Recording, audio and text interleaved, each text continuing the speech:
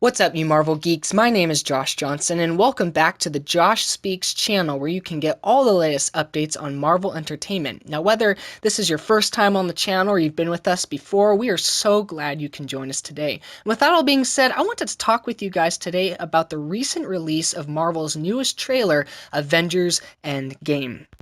Now, if you haven't seen the trailer yet, I encourage you to do so because as of Friday, December 7th, the trailer received over 289 million views in 24 hours across major internet mediums. Marvel commented on Twitter, Facebook, and Instagram the following morning saying, "To the greatest fans in the world, thank you for being there from the beginning until the end game and making this the most viewed trailer in history," which is a pretty remarkable feat if you ask me.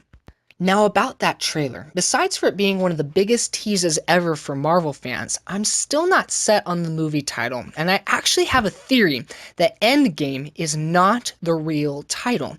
Now before I explain myself, this actually isn't unheard of before.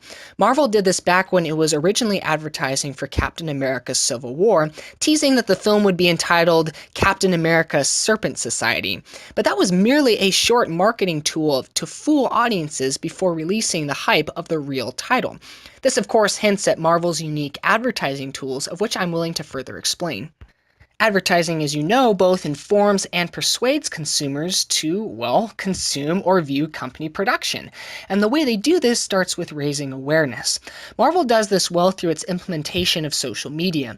The Russo brothers, Kevin Feige, and other Marvel producers use Twitter and visits to mass events like Comic-Con to raise awareness about upcoming movie content. Additionally, Marvel's marketing team releases posters like the ones we got on Friday with the Avengers logo and the subscript Avengers Endgame. Now that being said, such awareness naturally raises an immediate opinion from viewers about the content itself.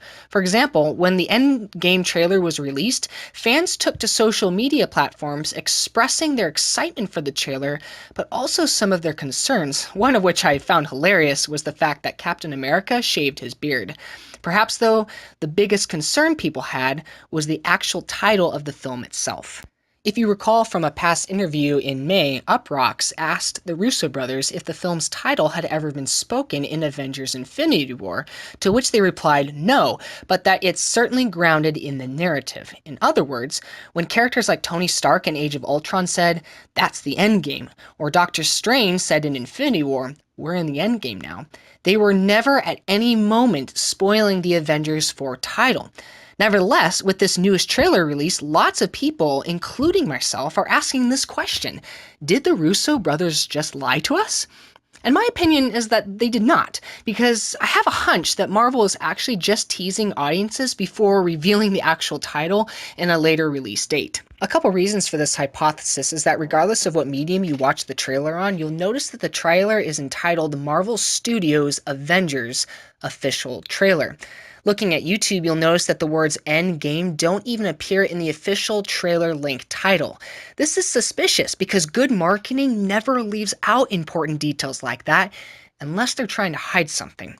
My thought is that the biggest reveal about the trailer is not necessarily what is portrayed in it, but rather what is actually left hidden in plain sight. Obviously, this theory can't be proven or disproven until we receive more information, but don't be surprised in the upcoming months when more trailers are released to potentially see a new title entirely, because again, that's just the way Marvel rolls, guys. This thought actually brings up another important point about company advertisement. Once customers have an opinion about a certain product, they usually weigh things like consideration and preference in their decision-making process.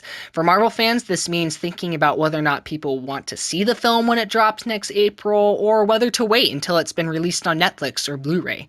Ultimately, this will result in the final step of advertisement where the company actually secures your wallet in your purchasing of their products, which in this case means buying your movie ticket.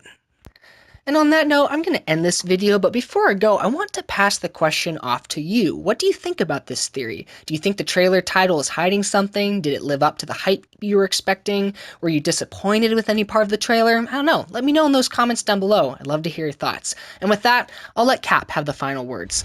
This is gonna work, Steve. I know it is. Because I don't know what I'm going to do if it doesn't.